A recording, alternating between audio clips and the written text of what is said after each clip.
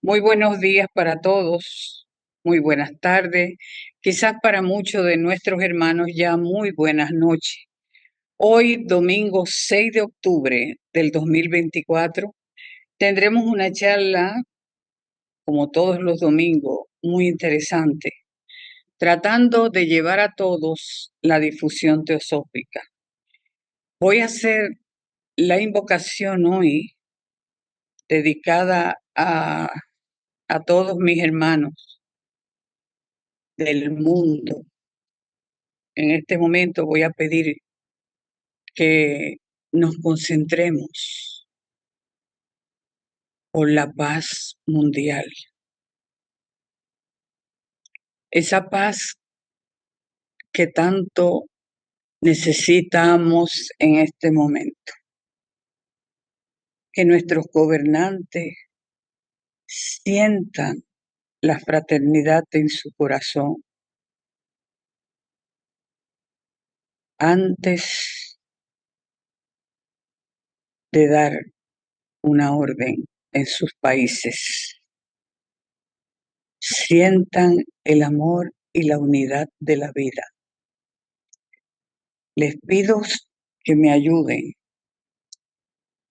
con su mente y su corazón en esta invocación. Oh vida oculta que vibras en cada átomo.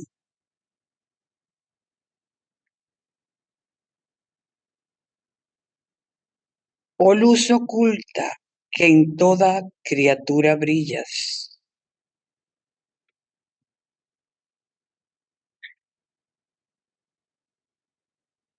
Oh amor oculto que todo lo abarcas en la unidad.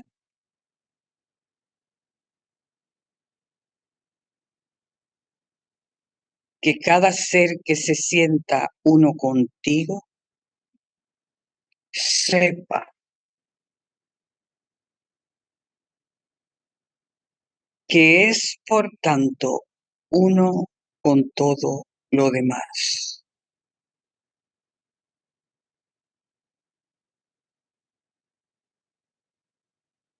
Paz, paz a todos los seres. Gracias, hermano. Como le decía, hoy, 6 de octubre del 2024, tendremos a un hermano de la Sociedad Teosófica en Puerto Rico, con un tema que se llama Dana, la llave de la caridad inmortal. ¿Quién es nuestro hermano Víctor? Nuestro hermano Víctor es el presidente de la logia Voz del Silencio de Puerto Rico, de una de las logias de Puerto Rico que se llama La Voz del Silencio. Nuestro querido hermano Víctor es un estudioso de los trabajos teosóficos, investigando y comparando cada trabajo. Él dice que no se debe decir más y yo ahí lo dejo con lo que él ha querido que digamos de él. Es un trabajador, investigador de los estudios teosóficos. Con ustedes, nuestro querido hermano Víctor Porte. Víctor, los micrófonos en este momento pasan a ser suyos. Gracias. Bien, muchísimas gracias. Muy buenas tardes. Vamos a hablar, ¿verdad?, de una manera breve sobre un tema que eh, es un poquito profundo y esquivo a la vez. Eh, Básicamente, el tema que queremos abordar es el tema de los paramitas. Cuando hablamos de los paramitas, ¿verdad?, que ya ustedes, la mayoría, conocen, pues estamos hablando de las virtudes trascendentes, las virtudes eh, que se requieren, ¿verdad?, en el proceso del discipulado para poder alcanzar, ¿verdad?, los niveles más altos de compasión, los niveles más altos de sabiduría, los niveles más altos de amor incondicional. En fin, los paramitas son básicamente, como dirían algunos en lenguaje poético, son unos grandes portales. Eh, Cuando hablamos de los paramitas, quería pues abordar el tema, ¿verdad? De los 6 paramitas que hablaba Blavatsky. Pero al sondear el tema, me di cuenta que era demasiado extenso. Hablar de los paramitas puede tomarse meses y quizás años. Así que se me ocurrió una idea y era, ¿por qué no hablar de un paramita, de uno solo? Y decidí, pues, abordar el tema del primer paramita, Dana, que es la caridad. Blavatsky identifica a Dana como amor inmortal y como caridad, o sea, lo ve en ese doble aspecto. Nosotros vamos a hacer más énfasis en la caridad, ¿verdad? Que en el amor inmortal, pero el Dana Paramita es el primero. En realidad, cuando entramos a estudiar el tema de los paramitas, nos vemos que en las primeras tradiciones eran 4. Luego pasan a Occidente y se transforman en 6. Eh, Blavatsky dice que los monásticos, los estudiantes avanzados, toman 10, son 10 paramitas, 10 virtudes trascendentes. Los tibetanos hablan de 14 paramitas. Los paramitas son en realidad eh, virtudes y son cualidades del carácter. Así que nosotros, en ese sentido, vamos a ver de qué manera podemos abordar el tema de los paramitas de una manera pragmática. Por supuesto, hay múltiples enfoques y nosotros vamos a ver, entre otras cosas, comenzando, cuál era la visión de Blavatsky sobre el primer Dana Paramita. Luego vamos a ver qué nos dicen William Q. George también sobre los paramitas. William Q. George y su amado discípulo Crosby. También vamos a ver el Dana Paramita en el mundo cristiano, en el mundo judeo-cristiano. Y después vamos a hablar de una manera un poquito más extensa de, de los paramitas desde la perspectiva budista. Yo soy uno de los que quedo más sorprendidos cuando encuentro informaciones que jamás la había visto y me he encontrado con cosas muy, muy interesantes, pero muy, muy, muy interesantes. Así que para comenzar, uno de los métodos que utiliza nuestra logia, vamos a comenzar haciendo un par de preguntas. Esas preguntas, por supuesto, ustedes la van anotando en el chat para que luego, ¿verdad? La retomemos en algún momento, si les parece. Y, y luego quizás al final, ¿verdad? Podemos conversarlas. Pero yo les pregunto a ustedes, de una manera, ¿verdad? Preclara. Ustedes saben cuáles son, ¿verdad? Los 6 paramitas que menciona Blavatsky en La Voz del Silencio. La pregunta es, ¿por qué el Dana Paramita es el primero? ¿Por qué el paramita de la caridad, ¿verdad? Eh, de la caridad es el primero. ¿Por qué? Hay un paramita, por ejemplo, que es el de la ecuanimidad. Y el de la ecuanimidad es una de las cualidades más trascendentes, más importantes. Muy pocos hablan del tema de la ecuanimidad. Pero ¿por qué Dana es el primero? ¿Por qué? ¿Por qué? Ese es un punto interesante y recuerdo, ¿verdad? Que a un compañero, un hermano estudiante que decía que cuando en un listado de trabajos o de puntos se coloca específicamente algo en el primer lugar, es porque tiene un motivo de peso. Así que, ¿por qué el Dana Paramita es el primero entre los paramitas o perfecciones del carácter? Segunda pregunta, bien sencillita. ¿Qué dice Blavatsky sobre el Dana Paramita? Es decir, sobre el amor inmortal y sobre la caridad. ¿Quién recuerda qué dice Blavatsky? Blavatsky es una encarnación de lo que es la caridad. Los que han estudiado la vida de Blavatsky, Blavatsky es extremadamente generosa. Blavatsky, por supuesto, no usa en sus escritos con frecuencia el término caridad. Ella habla de la filantropía y del altruismo. Pero hablar de filantropía y de altruismo es lo mismo que hablar de caridad.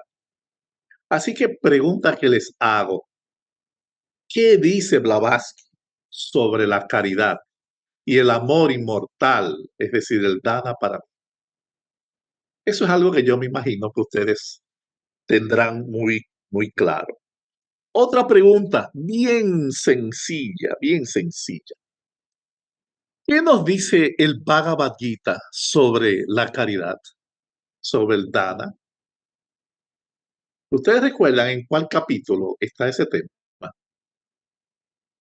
¿Por qué el Bhagavad Gita incluye el tema de la caridad en el capítulo que ya ustedes saben que no les voy a mencionar ahora? ¿Y por qué en el Bhagavad Gita la caridad es importante? Otra pregunta sencillita, bien, bien, bien sencilla. ¿Por qué el judeocristianismo, verdad? ¿Por qué la figura de Jesús le da tanta importancia a la caridad? Y vamos a verlo. Yo tengo algunos versos, ¿verdad? De la Biblia donde Jesús señala la importancia de la caridad. ¿Por qué Jesús le da tanta importancia, verdad? Y los cristianos de la época de Jesús le dan, ¿verdad? Ese valor, ese peso a la caridad, a diferencia quizás del Antiguo Testamento. Otra pregunta bien, bien sencilla y disculpen, ¿verdad? Si alguien se siente abrumado. La pregunta que quiero hacerle es, ¿qué nos dice la tradición budista sobre este portal, sobre esta virtud trascendente, sobre este poder, el poder de la caridad y del amor incondicional, del amor inmortal? ¿Qué nos dice el budismo? Les confieso que yo me iba a meter en el tema del budismo tibetano, ¿verdad? Que son los nadadores más profundos sobre el tema. Y dije, wow, esto es demasiado profundo para traerlo a esta charla. Eso va a quedar para otra ocasión. Pero el budismo tiene el tema de la caridad muy elaborado. No dejó espacio para la duda. Y de eso vamos a hablar. Otra pregunta, la penúltima. ¿Qué y cuáles lecciones tiene el estudiante de teosofía que aprender sobre la caridad práctica? Blavatsky habla mucho sobre el tema de la caridad en el capítulo, creo que es el 12, si mal no recuerdo, o el 16, cuando ella habla sobre el deber en la clave de la teosofía. Y Blavatsky señala, ¿verdad?, de una manera muy clara, sin dejar dudas, cuáles son los deberes, cuáles son las lecciones que tiene el estudiante de teosofía que aprender sobre la caridad. Yo les pregunto, ¿verdad?, ¿qué decía Blavatsky sobre la caridad? Y finalmente, ¿verdad? Para aquellos que están quizás interesados o curiosos en el tema, quiero preguntarle, ¿cuál es el valor y la importancia de la perfección, ¿verdad? De esta virtud, de esta cualidad del carácter para el futuro de la sociedad teosófica? ¿Puede subsistir la sociedad teosófica sin personas caritativas. Bueno, pues ya que todos estamos, ¿verdad?, tan claros en el tema y que ustedes, ¿verdad?, entienden esto con suma claridad, déjenme, antes de entrar en materia, comentarles que el propósito de esta charla surgió a raíz de una pequeña charla que dimos aquí en la sociedad sobre el tema de la compasión. En esa ocasión me topé con un dato muy interesante que lo dio nada más y nada menos que el señor Brucker, a quien ustedes conocen, en un libro que se titula El Sendero de la Compasión. Normalmente no me gusta estar hablando de nombres de personajes y títulos de libros, porque eso distrae a veces el entendimiento y comienza la mente eh, eh, a redireccionarse. Pero hay quienes son adictos a las citas y a los nombres. Entonces, eh, quiero decirles a ustedes que en esa charla, en el Sendero de la Compasión de Brucker, en la sección 2, que se titula que la disciplina precede a los misterios, dice Brucker lo siguiente. Oigan, oigan qué interesante. Dice, entonces, cuando hablamos de manera directa sobre el entrenamiento en la disciplina esotérica, a cada neófito o estudiante se le enseña que el primer paso en el sendero es vivir para beneficiar a la humanidad. Es el primer paso. Y que el segundo paso es practicar todos los días, las 6 gloriosas virtudes o paramitas. Hasta que el estudiante no haya abandonado de manera absoluta todo deseo de ganancia o beneficio personal, este no estará preparado para caminar por el sendero. Él debe comenzar a vivir para el mundo y cuando su alma esté llena de ese deseo impersonal, estará mínimamente listo para comenzar a caminar. Y yo dije, wow, qué exigente este hombre, qué difícil, qué difícil la puso. Así que eh, Puruker estaba claro, en realidad tenía razón. Estaba pensando, ¿verdad?, en la misma dirección que el Buda.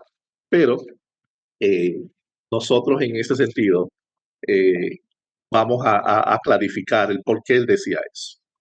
Entonces, déjenme ir,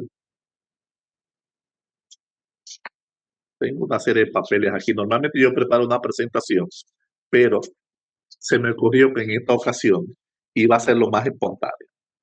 Hay un libro que todos ustedes conocen, que es una joya. Este libro, déjame ver si se ve aquí.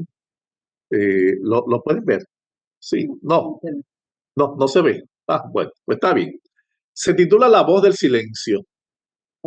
La voz del silencio se titula, de Blavatsky. Es un libro pequeñito, ¿verdad? Dependiendo, ¿verdad? Todo depende de la edición. Es aquí La voz del silencio. Y es una joya. Algunos lo tienen como libro de cabecera. Hay quienes lo tienen al lado de su cama, otros lo tienen debajo de la almohada, etcétera, etcétera. Pero en La voz del silencio, en la sección 3, ¿verdad? En el fragmento tercero, en los 7 portales, dice lo siguiente, dice Upadaya,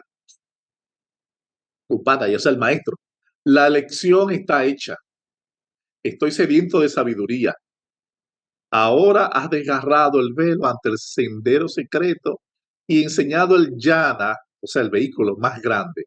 Tu servidor está aquí, preparado para recibir tu guía. ¿Ok? Estoy en el fragmento tercero que se titula Los 7 portales. Y dice, está bien, Sravaka, o sea, estudiante, prepárate porque tendrás que seguir el viaje a solas. El maestro solo puede indicar el camino. El sendero es uno para todos. Los medios de alcanzar la meta deben variar según los peregrinos. ¿Cuál escogerás, oh tú de corazón intrépido? El Santam, es decir, ¿verdad? Eh, las lecciones, ¿verdad?, de la doctrina del ojo. El Dhyana cuádruple, o sea, el sendero de la meditación, o recorrerás tu camino a través de los paramitas, cuyo número es 6, las puertas nobles de virtud que llevan a Bodhi, o a Buddhi, y a Prashna, que es el conocimiento intuitivo, el séptimo paso de la sabiduría. El camino escabroso de Dhyana, o sea, el sendero de la meditación, de la yoga, cuádruple se desliza cuesta arriba. 3 veces grande es aquel que asciende a la cumbre elevada. Las cumbres paramitas están surcadas por un sendero aún más empinado.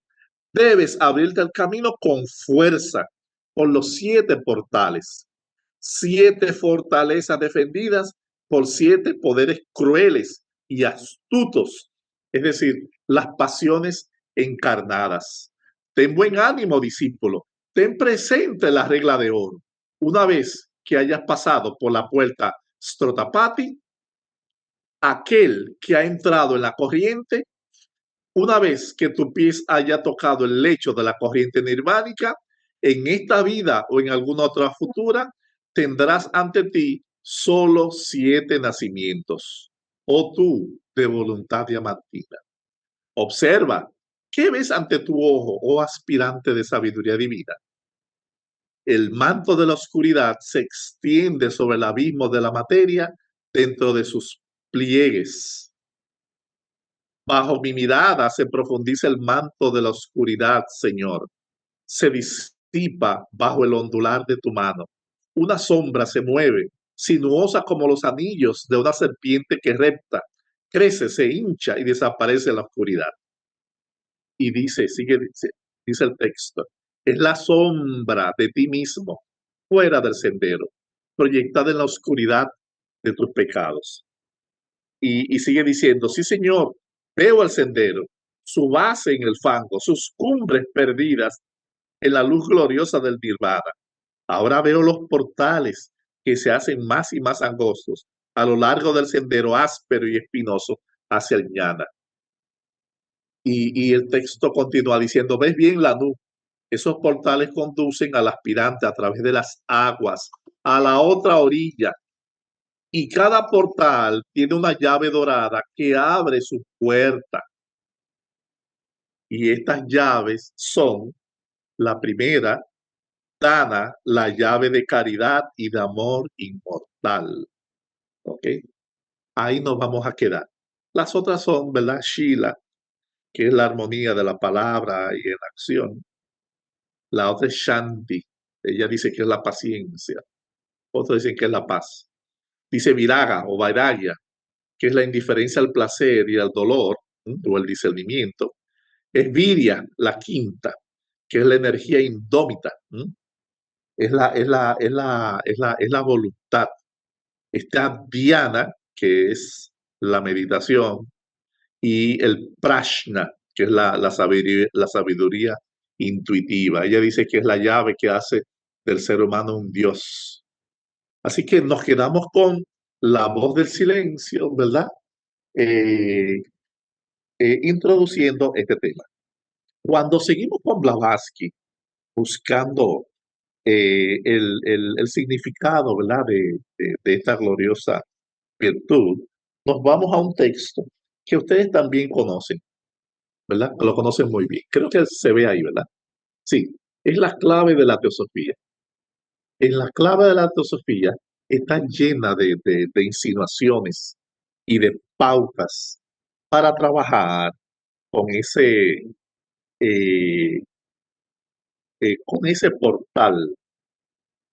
En la sección 12, que habla de qué es la teosofía práctica, hay un tema que trata sobre la caridad y dice lo siguiente, dice Blavatsky, las ideas teosóficas acerca de la caridad significan esfuerzo personal para los demás, misericordia y bondad personales, interés personal en el bienestar y la prosperidad de los que sufren, previsión y simpatía personal en sus penas y necesidades.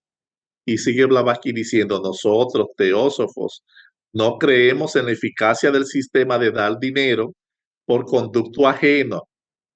Creemos aumentar 100 veces el poder del dinero y su eficacia por nuestro contacto y simpatía personal con los que lo necesitan.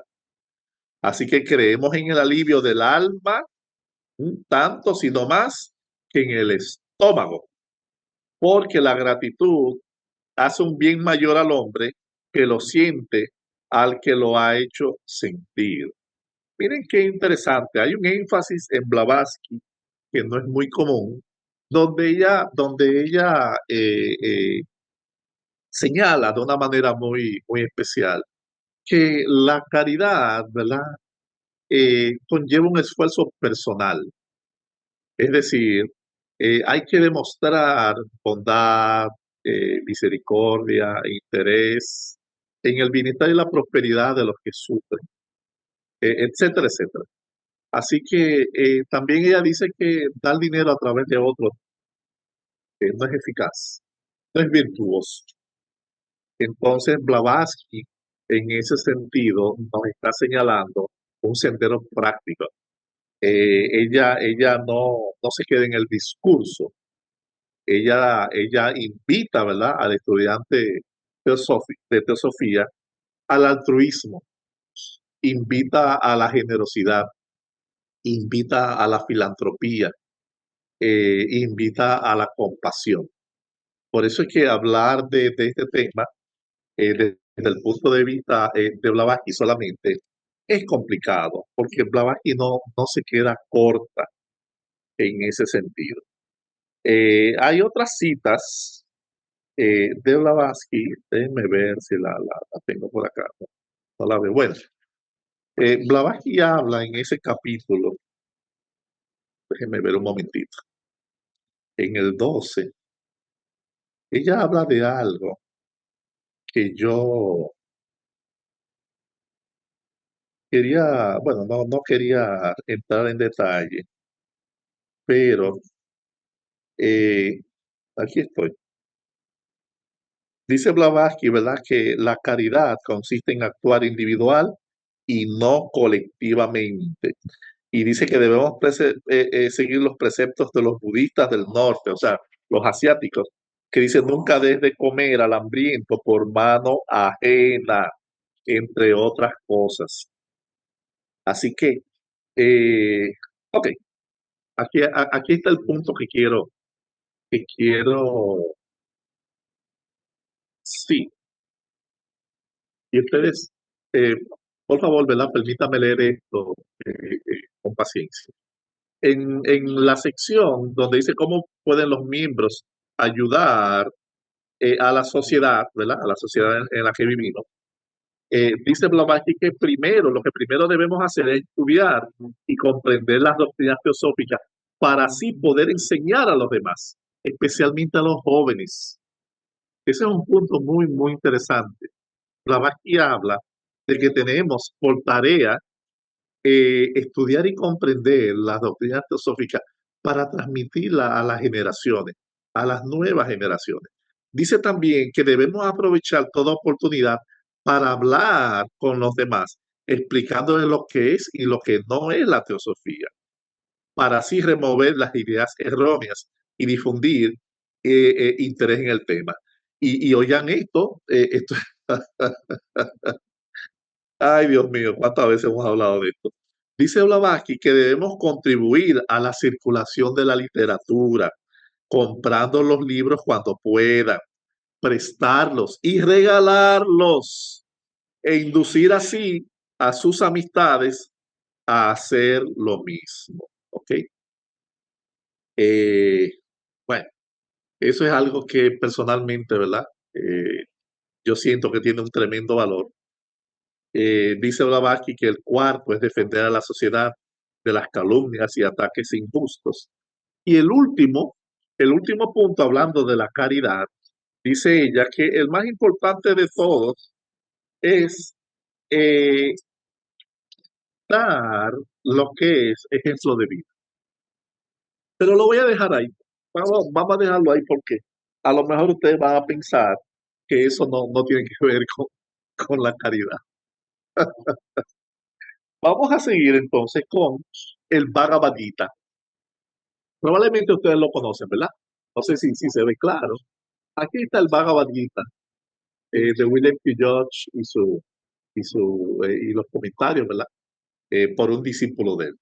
En el Bhagavad Gita, que esto es una joya, esto es oro molido, esto es, eh, bueno, esto no tiene palabras. El Bhagavad Gita eh, puede transformar la vida de un ser humano de una manera drástica. Eso ha sido demostrado en múltiples ocasiones. En, en el Bhagavad Gita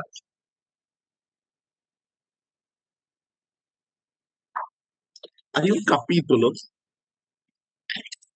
creo que es el capítulo 16, donde él habla sobre la caridad.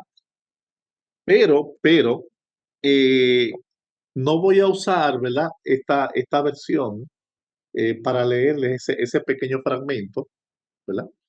Sino que voy a usar una versión que yo amo y que ojalá alguno de ustedes pudiera conseguirla. Este es el Bhagavad Gita para todos, del amigo Jack Howley. Jack, según nos dijo él en un seminario que asistimos en una ocasión, le tomó, creo que fueron 14 años preparar este Gita. Y fue algo asombroso, porque la visión que él tiene del Gita es una visión muy, muy devocional. Así que Jack, en el capítulo 17, que se titula El camino de los tres tipos de fe, él dice lo siguiente, del verso 20 déjeme ver un momentito, sí, del verso 20 al 22. Y esto es Arjuna hablando con Krishna. Le dice Arjuna a Krishna, veamos ahora, Arjuna, los tres tipos de caridad, es decir, dana. ¿Mm? Como ya te he señalado, tienes el deber de dar. Si lo haces llevado por un sentido positivo del deber, no por compromiso o con la expectativa de una recompensa, si brindas tu caridad en el momento y lugar oportunos y a la persona que la merece, sin que ésta pueda retribuirte, es un don sádico. Y sigue diciendo, la caridad condicionada hace que el dador y el receptor se sientan incómodos. La caridad condicionada. Y dice, el deseo de que sea retribuida, sea aquí o en el más allá, se vuelve rajásica. Y finalizo, ¿verdad? Con el verso 22. Y dice, y si la realizas en un momento o lugar inoportuno, o a personas que no son dignas de ella, por su temperamento dudoso y su afán de malgastar los bienes que reciben, o su desdén por ayudar a los demás, o bien de manera irrespetuosa o acompañada de un insulto, esa caridad será tamásica, es decir, será inútil. Bueno, le voy a hacer un breve comentario sobre este tema. La verdad es que es un tema apasionante, pero el tiempo a veces no ayuda. Y dice George en este libro, en los comentarios, eh, dice lo siguiente. eh, Dice, qué gran comentario es este sobre nuestras ideas occidentales acerca de la caridad como se dispensa ordinariamente y particularmente sobre nuestras organizaciones caritativas. ¿Cuántos regalos o caridades han sido brindados sin tener en vista el beneficio espiritual que surge de tal regalo? ¿Cuántas personas envían dinero a las organizaciones caritativas con reluctancia o deseando parecer generosas a los ojos ajenos? ¿Cuánto ha sido dado fuera de lugar y tiempo a personas que no lo merecen, sin la propia atención y con desdén? Cada uno debe contestar esto por sí mismo. Hace falta un hombre muy sabio para hacer buenas obras sin peligro de dañar, sin peligro de hacer daños incalculables. Un tal sabio, por sus grandes poderes intuitivos, sabría a quién ayudar y a quién dejar en el fango que constituye su mejor maestro. Los pobres y desamparados le dirían a cualquiera quién es capaz de ganarse la confianza de ellos. Los errores desastrosos que son hechos a menudo por aquellos que vienen de una clase diferente e intentan ayudarles. La bondad y el tratamiento dulce sacará a las superficies a veces las peores cualidades de un hombre o de una mujer que ha llevado una vida regularmente respetable cuando han sido sujetados por el dolor y la desesperación. El Gita enseña que la causa de la miseria no yace en las condiciones ni en las circunstancias, sino en las ideas erradas y las acciones del hombre mismo. Él cosecha lo que sembró en la ignorancia. Un mejor conocimiento de la naturaleza del hombre y del propósito de la vida es necesario. Y a medida que esto es adquirido, las causas de la miseria son gradualmente eliminadas. No hay caridad más grande que se le pueda conceder a la humanidad sufriente que el recto conocimiento que conduce a la acción recta. El poseedor de este conocimiento estará lleno de simpatía divina por los sufrientes. Él aliviará solo aquellas angustias que debieran ser aliviadas en cada caso específico, mientras que al mismo tiempo él impartirá tanto de su mayor conocimiento como el sufriente puede recibir y aplicar, pero no dejará que su mano izquierda sepa lo que su mano derecha hace. No tendrá ningún pensamiento de recompensa, ni siquiera de gratitud. Él simplemente hará todo lo que él pueda y lo mejor que sabe hacer para elevar al sufriente a un plano superior de pensamiento y de acción, mientras él provee suficiente ayuda física para darle por donde sostenerse. Así que yo les invito que cuando tengan la oportunidad, revisen, analicen, repasen, estudien el Bhagavad Gita. El Bhagavad Gita puede transformar la vida de un ser humano. Y cuando hablamos del tema de la caridad y de la generosidad y del amor incondicional, o el amor inmortal, como le dice Blavatsky, el Bhagavad Gita le puede dar respuestas de manera muy directa. Cualquier comentario que yo pueda hacer al respecto se queda muy corto. Yo prefiero mejor indicarles el camino, porque el Bhagavad Gita me dejó una espinita clavada en el corazón. Y en ese sentido, yo siento un gran respeto y una gran devoción al Bhagavad Gita. Hay muchas interpretaciones de distintos autores. Yo creo que todas valen la pena. Hay que revisarlas una más que otra. Pero tenemos el Bhagavad Gita de William Q. George, que es puro oro molido.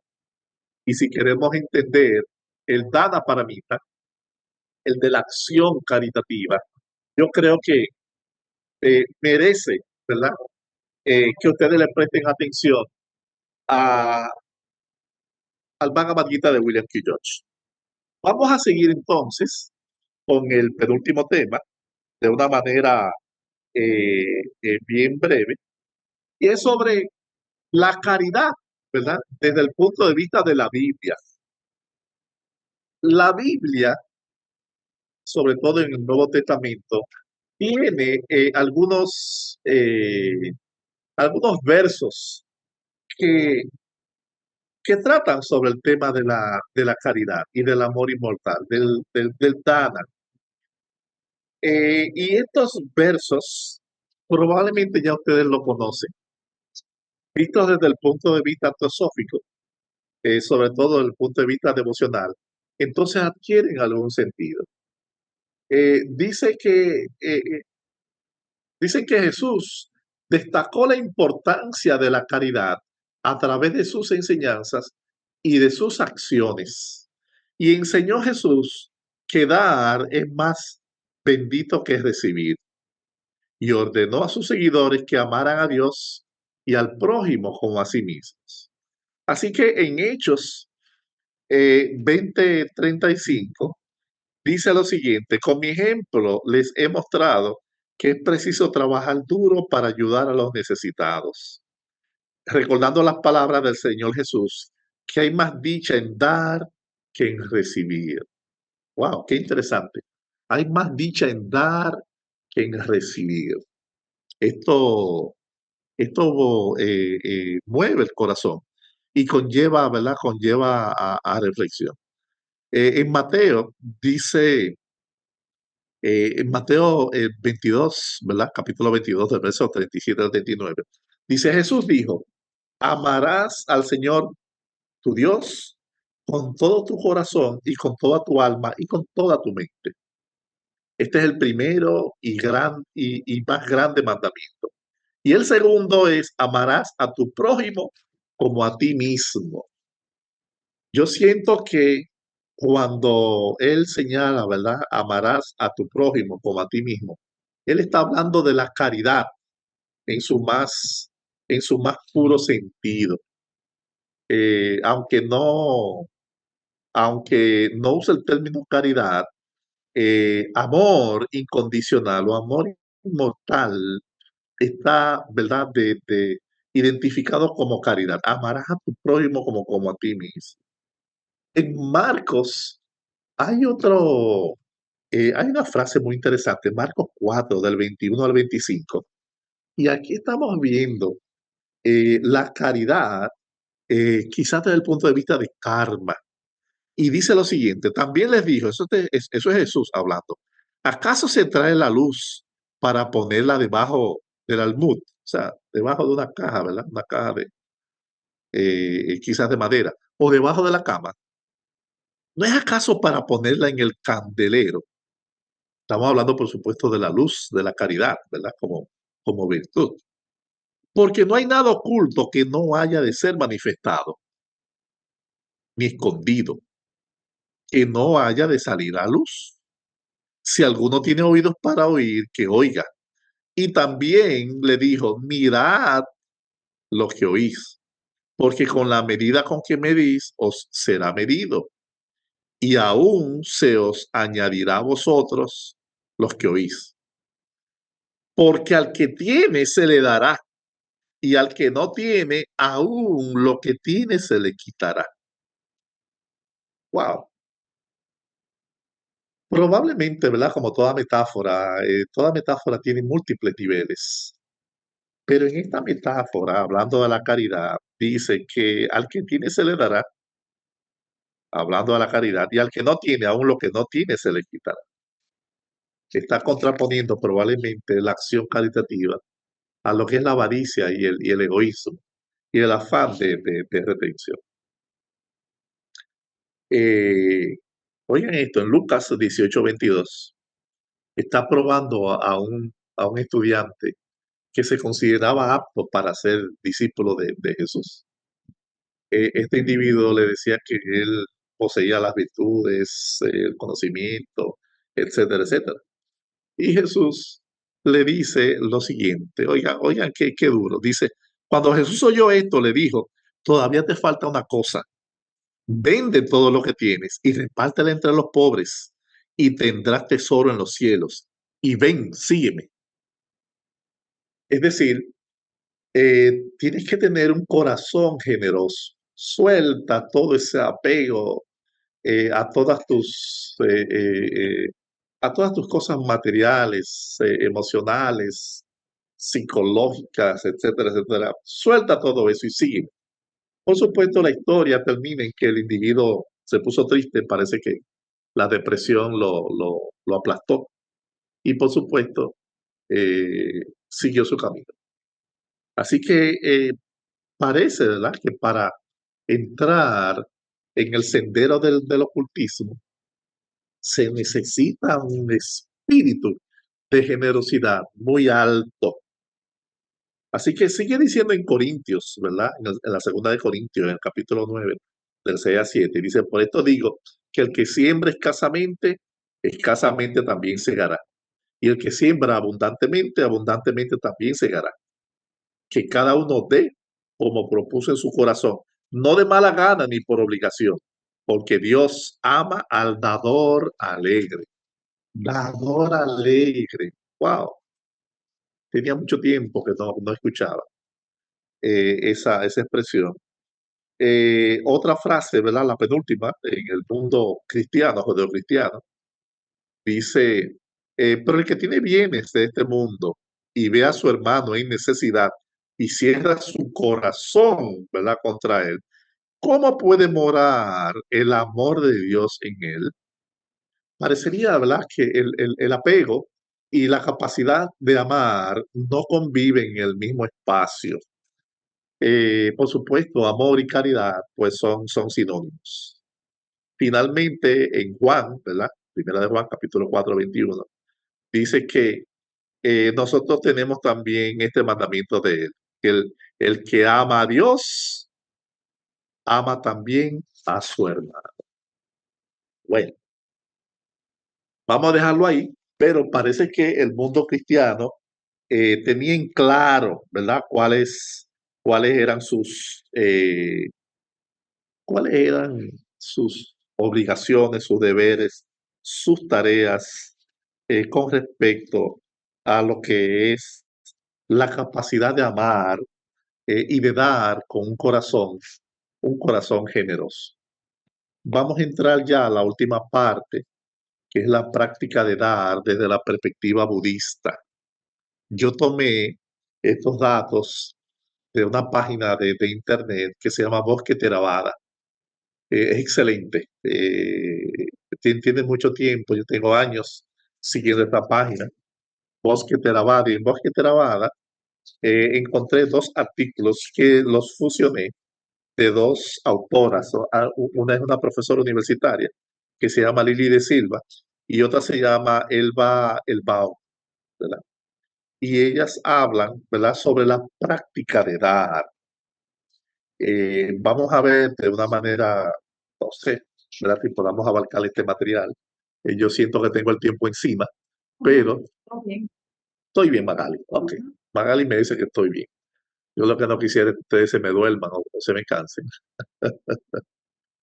Eh, este material me sorprendió porque había un dato que yo jamás me lo imaginé, nadie me lo explicó.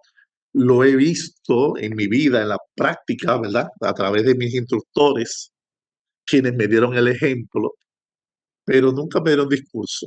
No me dijeron, esto se hace así por esto, etcétera, etcétera. Así que yo tengo en la memoria, ¿verdad? Ese comportamiento, esa cualidad de esos instructores. Y ellos tenían esa cualidad. No hablaban de eso, o sea, solamente lo hacían.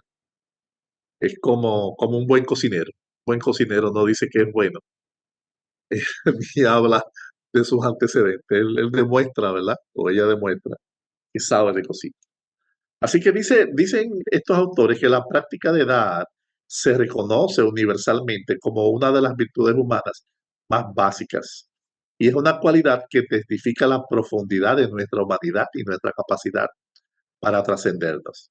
En las enseñanzas del Buda, la práctica de dar reclama un lugar de especial eminencia. ¿Ok? En los sutras, o sea, los discursos del Buda, leemos una y otra vez que la práctica de dar era invariablemente el primer tema que el Buda trataba en su exposición gradual del Dharma. Siempre que el Buda daba un discurso a un público que aún no lo consideraba, ¿verdad?, como su maestro, él comenzaba por enfatizar el valor de dar. Solo después de que su audiencia llegaba a apreciar esta virtud, él introducía otros aspectos de sus enseñanzas. Entonces, primero él hablaba de dar, ¿verdad?, de la generosidad. ¿Mm? y después entonces él hablaba de la moralidad, del karma y de los beneficios de la renunciación. ¿Ok? Esos eran los temas, los primeros temas que él abordaba. Primero la generosidad, ¿ok? La ética o la moralidad, karma y la renunciación. Y después entonces entraba en el tema de las cuatro nobles verdades. Esa parte yo no la había visto con esa claridad. Así que esa es la secuencia que él utilizaba en su entrenamiento. Así que Dana, el dar, es exaltado como una gran virtud. Es el inicio del camino de la liberación y de las tres bases para la realización de obras meritorias, dar es la primera, ¿ok? Las otras son la virtud, lo que Blavatsky le llama sila, y la cultura mental, ¿ok? También es la primera de las 10 perfecciones cultivadas por el Buda. Así que la importancia de esta contribución está subrayada por el lugar que el Buda le asigna al dar en varios grupos de práctica que le expuso a sus seguidores. Eh, dice también que dar se puede identificar con la cualidad personal de la generosidad. ¿Ok? Entonces, sobre la función y la práctica de dar, dice que dar tiene una importancia primaria en el esquema budista de la purificación mental, porque es la mejor alma contra la codicia, que es la primera de las tres raíces malsanas. La codicia está envuelta por el egoísmo, ya que sostenemos nuestras personalidades y nuestras posesiones como yo y como mío. Así que dar ayuda a que el egoísmo se diluya, se derrita. Es el antídoto para curar la enfermedad del egoísmo. También la dificultad para ejercitar esta virtud de dar es proporcional, o sea, dar es proporcional, ¿verdad? En términos de dificultades, a nuestra propia avaricia y nuestro propio egoísmo. Es decir, si dar se nos hace difícil, es porque nuestro nivel de avaricia y de egoísmo es alto. Uno tiene que pelear, dicen estas autoras, con las fuerzas demoníacas de la avaricia antes de que nuestra mente se decida a dar algo que nos es querido y útil. La mezquindad no es el único impedimento, ¿verdad?, a la generosidad. El descuido y la ignorancia sobre cómo trabaja el karma y los efectos del karma después de la muerte son también otras causas. Si uno conoce las ventajas morales de la generosidad, uno estará vigilante, uno estará atento para medir las oportunidades de practicar esta gran virtud. El Buda dijo en una ocasión que si la gente solo conociera el valor de dar como él lo sabía, no tomarían un solo alimento sin compartir su comida con otros. Blavatsky decía eso y yo decía, wow, eh, estaban pensando en la misma dirección. Dice también que dana o dar es uno de los pasos preliminares esenciales en la práctica budista. Eh, dice que cuando se practica por sí mismo es una base de karma meritorio o karma sano. Cuando se acompaña de la moralidad, es decir, de la ética, ¿m? La concentración, o sea, la meditación y la introspección llevan finalmente a la liberación del samsara, que es el ciclo de las existencias repetidas. Así que aún aquellos que están bien establecidos en el camino de la emancipación, o sea, los que ya han alcanzado cierto nivel de iluminación, continúan practicando el dar, puesto que conduce esa acción a la riqueza, a la abundancia, al bienestar, a la belleza y al placer en las vidas restantes. Así que, como todas las buenas obras, el acto de dar nos traerá alegría en el futuro, de acuerdo con la ley de karma, ¿verdad? Es decir, de causa y efecto. Dar trae beneficios en la vida presente y en las vidas por venir. Y dice que el montón de mérito ganado varía de acuerdo a tres factores: la cualidad del motivo del donador, la pureza espiritual del que lo recibe y la clase y tamaño del regalo. Así que eh, parecería, ¿verdad?, que esta es una práctica que limpia de alguna manera nuestro pesado karma, y específicamente el karma del egoísmo, de la separatividad, de la avaricia, de la acumulación, ¿m?, que se ha convertido en un trastorno mental. Hay personas, ¿verdad?, que cuando envejecen, también lo he visto en los jóvenes también, tienden a acumular cosas y cosas y cosas y cosas, cosas materiales, ¿verdad? Mucha basura. Hay quienes también recogen cosas de la calle, etcétera, etcétera. Ese es un indicio de un trastorno mental, de algún tipo de demencia, ¿verdad?, que se está apoderando de esa persona hasta eh, llevarlo a una condición, bueno, lamentable. Es lo opuesto al dar, porque el dar no es acumulativo. La persona que tiene su mente, su conciencia, su corazón en el dar, no es acumuladora. Hay gente, yo recuerdo haber visto hace muchos años, visitando algunas casas, vi algo que yo jamás me imaginé que podía existir. Y es que conocí personas que tenían en su casa dos refrigeradores, ¿verdad? Dos neveras y un congelador. Y estoy hablando de personas, ¿verdad?, que quizás eran solas o vivían en pareja. Y yo me preguntaba, ¿y cómo es posible que un ser humano tenga, ¿verdad?, dos neveras grandes en su casa y un congelador? ¿Qué va a hacer con tanta comida? Eso se me quedó durante mucho tiempo. Y luego entendí que el dar, no, la acumulación, perdón, no tiene límites. Eso no conoce de límites. Hoy día también he tenido la oportunidad de conocer jóvenes que sus ingresos de trabajo los, los, eh, los motiva, por decirlo de alguna manera, a comprar tenis caros. Y el placer de ellos está en acumular muchos tenis, muchos tenis, muchos tenis, muchos tenis. Y tienen unos closets llenos de tenis, de los tenis más caros, de los que están de moda, etcétera, etcétera. Usted dirá, bueno, pero está lejos de la demencia todavía. Todavía no están seniles, sí, pero está lejos de la virtud de dar, está muy, muy lejos. Ese tipo de acumulación, ¿verdad?, termina enfermando el buen juicio de las personas. Pero vamos a seguir. Las cualidades del donador.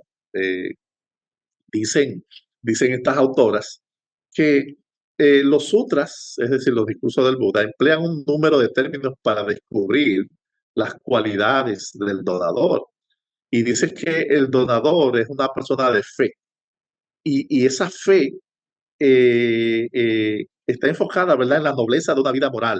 Esa fe está enfocada en las enseñanzas del karma, y esa fe está enfocada en lo que es el conocimiento de los estados después de la muerte.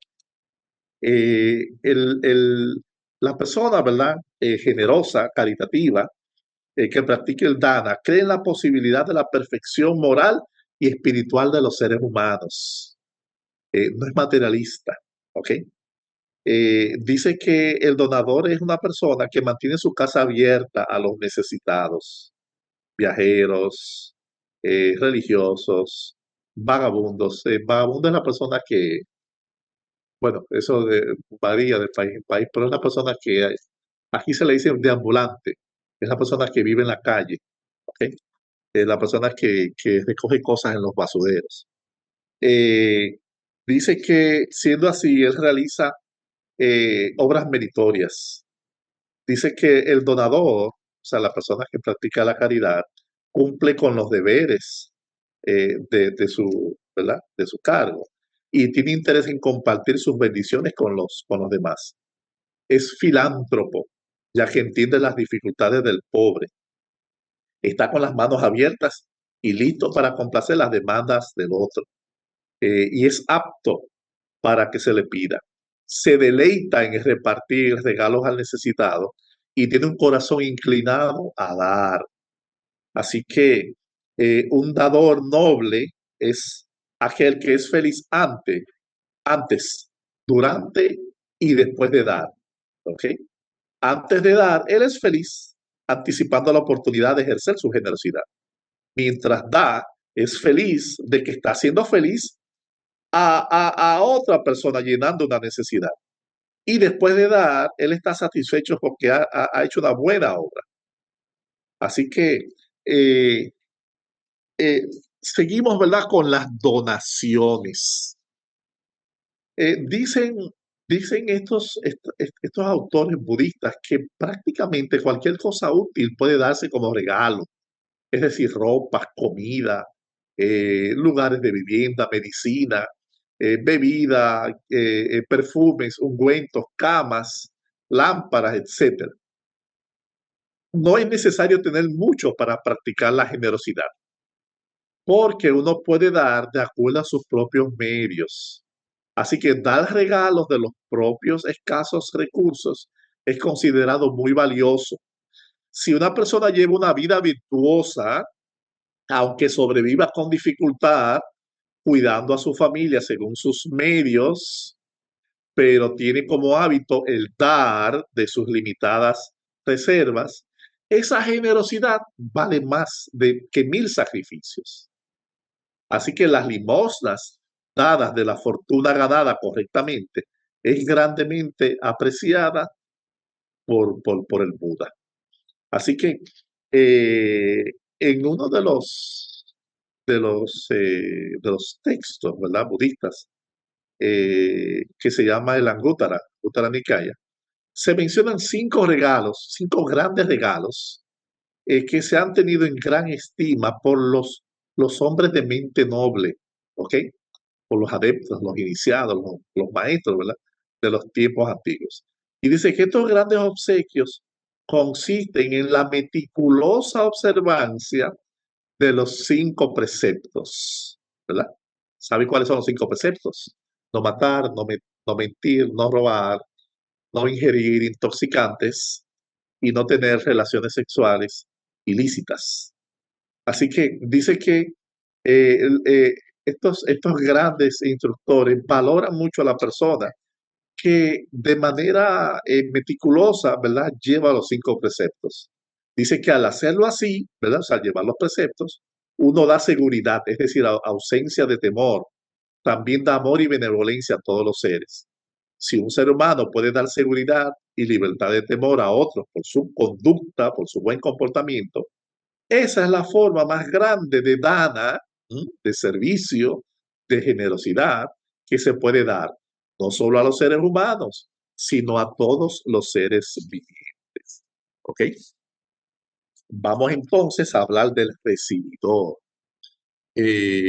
No se me duerman, por favor, porque esta es la última parte y probablemente se van a encontrar con algunos aspectos que le llamen la atención. Dice que los sutras también describen a la persona a la que se le debe dar limosnas. Es decir, a los visitantes, los viajeros y a los enfermos se les debe tratar con debida consideración. ¿Ok? En las épocas de carestía, los necesitados deben ser tratados con liberalidad. Los virtuosos deben ser los primeros agasajados con sus primeras frutas de las nuevas cosechas. Y dice también que hay que dar de verdad su parte a los monjes, los religiosos, a los brahmanes, los viajeros, los vagabundos y los mendigos.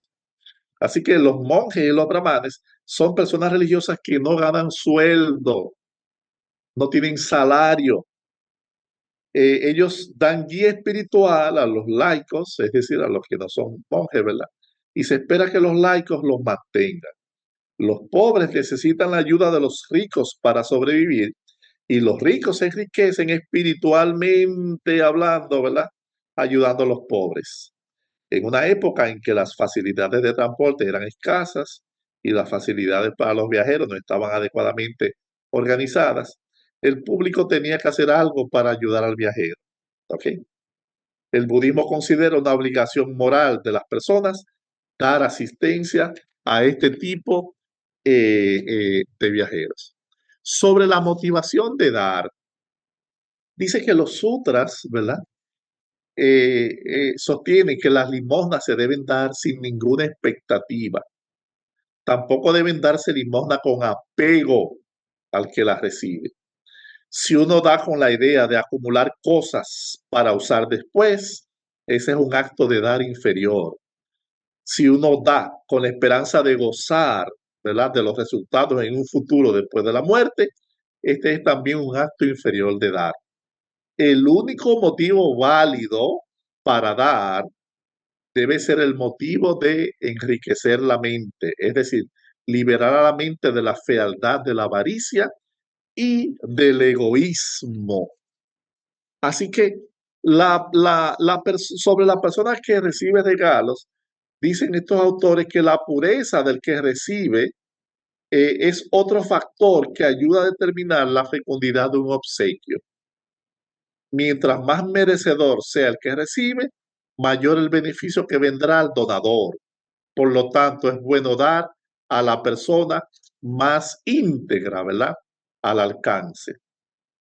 Así que cuando los nobles, o sea, las personas íntegras, aceptan ofrecimientos, lo hacen para proveer al donador de una oportunidad de ganar méritos. Sobre la manera de dar, estoy saltando cosas, ¿verdad? Porque tengo el tiempo en mi contra.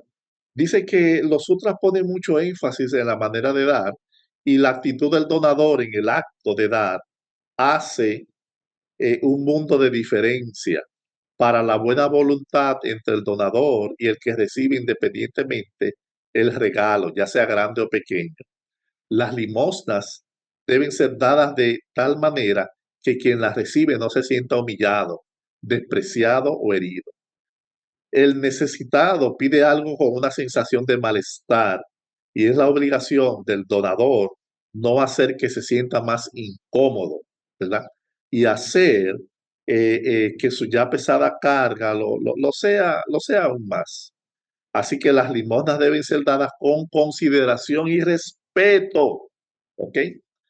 Debe hacerse sentir al receptor como bienvenido. Cuando un regalo es dado con tal calidez, es cuando surge una cordialidad mutua que une y enriquece al que da y al que recibe. Uno debe dar con la propia mano, dicen, ¿verdad?, los budistas. El involucrarse personalmente en el acto de dar es enormemente benéfico. Esto promueve la relación entre el donante y el receptor, y ese es el valor social de dar. La sociedad se enriquece en su unidad con cuidado y preocupación de uno por el otro, cuando la generosidad se ejerce con un cálido sentido de participación personal. Uno no debe dar como limosna lo que es adecuado para tirarse, para botarse. Uno debe ser cuidadoso en dar únicamente lo que es útil y apropiado. Y uno no debe dar de una manera rasposa, ¿ok? Para hacer que la persona que reciba no sienta deseos de regresar. Ay, Dios mío, qué fuerte está esto. Quiero terminar esta parte y quiero terminar ya, ¿verdad?, esta charla, porque yo sé que es duro escuchar a veces estas cosas. Eh, Leyendo lo siguiente. Existe un modo de dar que no tiene en cuenta para nada las cualidades del que recibe y aún de los frutos mundanos de los méritos adquiridos por el dar. Tal generosidad tiene como motivo la renunciación, es decir, ese acto está basado en la renunciación. Es decir, el pensamiento de eliminar al propio apego a nuestras posesiones y por lo tanto apunta a dar el más querido y difícil de los regalos. Los bodhisattvas dan de esta manera siempre que se presenta la oportunidad. estrictamente para cumplir con la perfección de la generosidad, que es la primera de las 10 perfecciones que se debe cultivar al máximo grado para alcanzar el estado de un Buda. Así que la meta del camino budista es la emancipación del sufrimiento de las existencias en el samsara. El Buda enseñó que extirpar la ignorancia y las impurezas mentales es lo que nos conduce al nirvana y también, ¿verdad? Lo que va a disolver el sufrimiento. Las tendencias mentales insanas, las neurosis, la psicosis, nos hacen apegarnos equivocadamente a lo que tomamos como nuestro ego y nos mantienen luchando por satisfacer nuestros insaciables deseos de los sentidos con objetos que son realmente transitorios y que son también insatisfactorios. Así que el Buda dijo que la práctica de dar nos ayudará en nuestro esfuerzo por purificar la mente. Los obsequios generosos, acompañados por una voluntad sana, por una buena voluntad, ayudarán a erradicar el sufrimiento de 3 maneras. Primero, cuando decidimos dar algo, algo nuestro a otra persona, nosotros simultáneamente reducimos nuestro apego al objeto. Hacer un hábito de dar puede gradualmente debilitar el factor mental de la avidez, una de las principales causas de la ausencia de felicidad. En segundo lugar, dar acompañado por una voluntad sana nos llevará a futuros nacimientos felices en circunstancias favorables para encontrar el Dharma puro, ¿verdad? Del Buda. Y tercero, y más importante, cuando el dar se practica con la intención de que la mente se vuelva lo suficientemente flexible para alcanzar el nirvana, el acto de generosidad nos ayudará a desarrollar la moralidad, es decir, la ética, así como la concentración y la sabiduría justo en el presente. Estas 3 etapas constituyen el noble octuple sendero del Buda, el cual, perfeccionándolo, se llega a la extinción del sufrimiento. Quiero concluir diciendo, ¿verdad? Porque realmente hemos abarcado mucho tiempo, que tengo la sospecha que quizás algunos compartan conmigo, de que dar es parte, ¿verdad? De esa fraternidad universal que Blavatsky propone. Yo siento que si no hay un corazón dispuesto a dar, ansioso por dar, no hay tal cosa como la fraternidad. Así que hay algunos que dan las enseñanzas, otros dan comida, otros dan ropa, otros dan medicinas. Los budistas de estos tiempos contemporáneos, ¿verdad? Sobre todo los de Corea, trajeron a Occidente el budismo socialmente comprometido, en la cual se forman a monjes, ¿verdad? Como capellanes. Y esos capellanes tienen 3 funciones, básicamente. Una de las funciones es visitar a los presos y enseñarle a los presos, ¿verdad? El Dharma, enseñarles a meditar, entre otras cosas. Otra de las funciones de esos capellanes, de esos monjes, es visitar los hospitales, sobre todo a las personas que están en condiciones críticas, próximo a la muerte, y acompañarlos y ayudarlos en cualquier cosa, ¿verdad? Que sea requerido. Y el otro trabajo, ¿verdad? De esos capellanes, de esos monjes que practican el budismo socialmente comprometido, es la de visitar los centros de los cuidados de ancianos. Aquí le llaman home care, que son los centros donde están los viejitos, ¿verdad? Que son cuidados por enfermeras, trabajadores sociales, etcétera, etcétera. Y ellos de alguna manera pues los ayudan, ¿verdad? En las últimas etapas de su vida. Así que dar es una tarea que tenemos por delante. La teosofía nos da pautas, pero nos corresponde a nosotros, ¿verdad? Descubrir ese sendero. Personalmente no soy un experto en el tema. Le confieso que he fracasado en las tareas que me han puesto para practicar el Dana Paramita. Me han dado unas oportunidades como ustedes no se imaginan.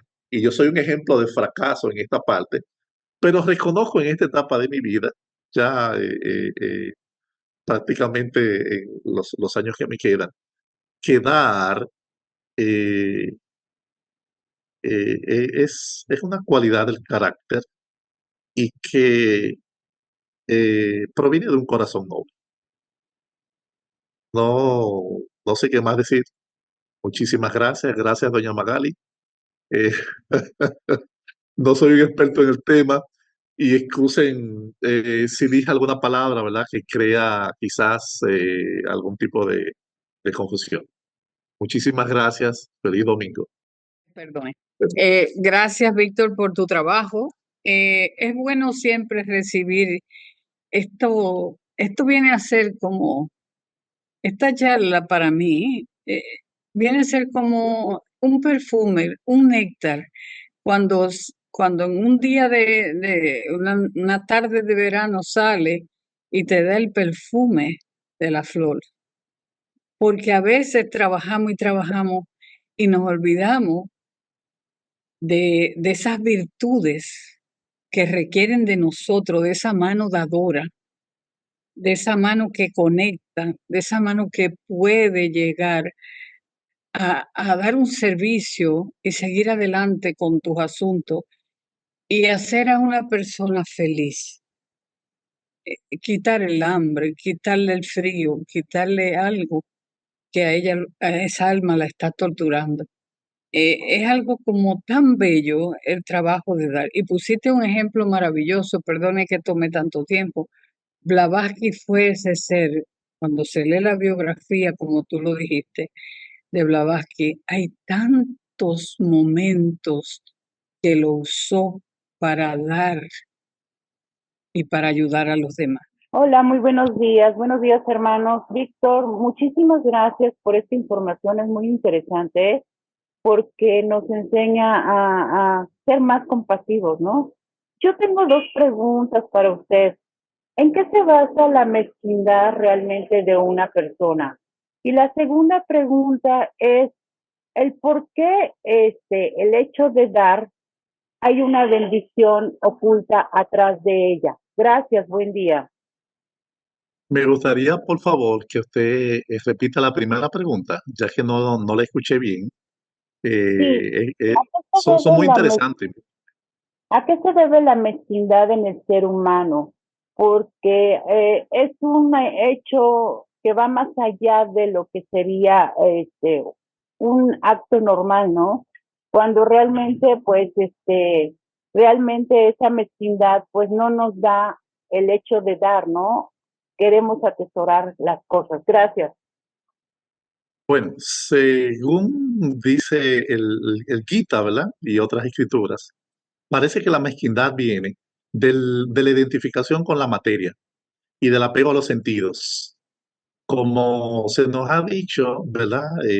A través de nuestra educación, tanto en la escuela como en la casa, de que el mundo físico es lo único real, es lo único que existe, etcétera, etcétera.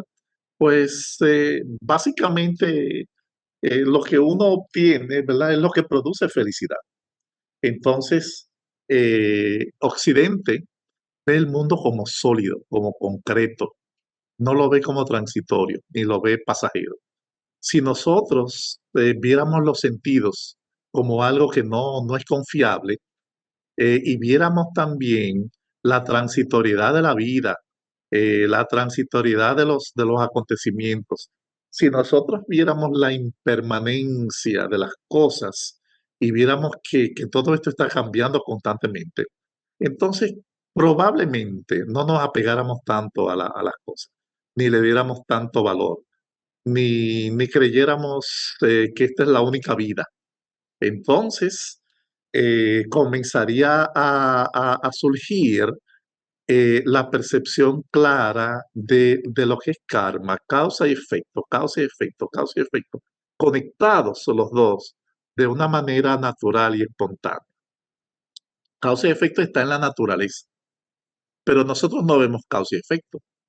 Nosotros creemos que esto es material, que esto nos está pasando, que esto es real, ¿ok?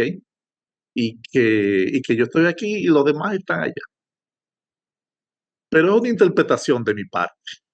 ¿Cuál fue la otra pregunta que usted hizo? Y discúlpeme que la... No, no se preocupe. Muchísimas Ajá. gracias por la respuesta, son muy interesantes. La segunda es ¿por qué el ser humano no sabe que detrás de lo que sería el dar vienen bendiciones para uno? Porque en el momento que nosotros extendemos la mano, es un juego de energía y se nos retribuye a través del universo cuando lo damos con amor. Gracias. Sí, yo pienso que lo mismo. Bueno, el Buda decía que si las personas lo vieran, ¿verdad? Como él veía el acto de dar, no despreciarían la oportunidad de compartir, ¿verdad? Los que tienen con aquellos que, eh, con aquellas personas con quienes se convive. Parece que nosotros no tenemos la facilidad de ver las consecuencias de los actos, de ningún acto, a veces ni siquiera de lo más sencillo. Así que se necesita sabiduría, se necesita cordura, discernimiento, probablemente se necesita de la teosofía para entender cómo las acciones vuelven a nosotros a nivel de pensamientos, palabras, emociones, etcétera, etcétera. Si nosotros entendiéramos un poco de karma, probablemente la acción de dar fuera algo más natural. Pero no entendemos karma en acción y por lo tanto no vemos energéticamente hablando la acción de dar ni lo que es acumular. Es un problema de ceguera espiritual. No sé si es un término decente, pero eh, no, no se me ocurre otra cosa. Muchas gracias. Le decía esto porque una ocasión en un curso que me dieron, nos decían que, como dice en la Biblia, la derecha corresponde a lo que sería la mente, que es el dar, y la izquierda, la mano izquierda, corresponde a lo que es el corazón, que es el recibir. Y cuando hay estas energías y cuando se da de corazón, entonces la energía emana desde allá, de aquí para allá y de allá para acá. Gracias. Muchísimas gracias por su pregunta. Yo pienso que si nosotros consultáramos a nuestro corazón en el silencio, ¿verdad? De nuestros espacios personales, quizás le diéramos la oportunidad a nuestra capacidad intuitiva de que nos dé luz al respecto. Yo siento que tenemos la tarea también de tocar la puerta de nuestros corazones para que se exprese la capacidad intuitiva con más frecuencia. Pero es algo que, bueno, no es fácil ni es muy divertido. No, pero hay una persona en el chat del iPhone 50, no sé quién será, pero él con respecto a las preguntas dice, el desapego para poder liberarse del samsara se comienza a cultivar con el dar, ya que se tiene que desprender de lo que se da. También Carmen hace un comentario al respecto y dice, gracias por esta charla. También deseo recordar que dar un servicio a los animales que sufren en las calles es un buen ejemplo. Hay tanto que hacer. Bueno, Víctor, a ver, nos pondremos de acuerdo. Ah, el paramita, en la verdad, es una especie de amor irradiado, ¿no? Acciones. Pero, ¿qué alcanzamos con el paramita? Alcanzamos una orilla que es existente para nosotros, en nuestra visión, de algo a donde queremos llegar, que es la orilla, obviamente. Ayudar, querer, amar, en fin, es nuestra orilla. Pero esa orilla que descubrimos, viene de una evolución superior, de un ocultismo con el Padre. Todos tenemos un ocultismo. Allá se dan las decisiones de lo que vamos a hacer y a qué orilla vamos a llegar. No es solamente cumplir los paramitas, por el amor de Dios. Es cumplir la voluntad del Padre en nuestro ocultismo. De ahí vamos a escoger qué paramita vamos a usar y a dónde queremos llegar. Los budistas lo que tratan a través de los 6 paramitas que tú dijiste es que tú tengas una mente despierta, no seas egocéntrico. Por eso que han escogido 6. Pero yo te puedo poner 20 paramitas. Depende a dónde quieras llegar. Te puedo poner unos ejemplos. La comunión con el Padre no es caridad, no es dar, es compartir. Y es importantísimo. La segunda, la comprensión, comprender lo que ves a tu prójimo. La tercera, la piedad por el amor de Dios. La cuarta, la consolación. Y la quinta, la voluntad. En fin, tú escoges el camino, pero no lo escoges solo tú, lo escoges con cooperación de tu ocultismo, de tu Padre. ¿Ok? Ahora, que seas acumulador o no, ese es el problema tuyo. ¿Qué tienes contra los acumuladores? Déjalos caminar. Eso tú no vas a decidir. Eso pertenece al karma y pertenece a una evolución superior. Y pertenece a donde quieras llegar. Bueno, ahora sobre el dar. El dar no es solamente cosas materiales, no es solo dinero. Puedes dar conocimiento, puedes dar salud, energía, seguridad, protección, muchas cosas. Entonces hay que tener cuidado. Ana Mambrilla dice, muchas gracias por la charla. Yo pienso que siempre gana más el que da que el que recibe, tanto sea dinero, conocimiento o una simple sonrisa.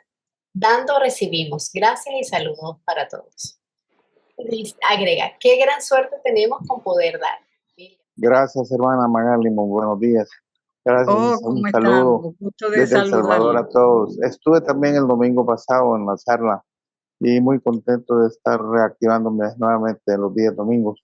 Espero seguir aquí en el camino, en busca de la luz. Ay, Por favor, un gracias. abrazo fraterno para todos desde El Salvador. A ti especialmente, muchas gracias por todo lo que tú haces por la fraternidad y deseándote un buen viaje.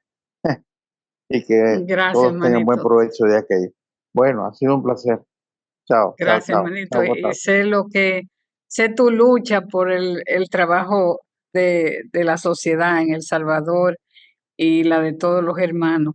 Gracias por estar ahí, solidario en los trabajos teosóficos. 1.000.000 de gracias, Muchas gracias, hermano. Te agradezco don muchísimo. Pedro. Saludos a todos. Gracias, gracias.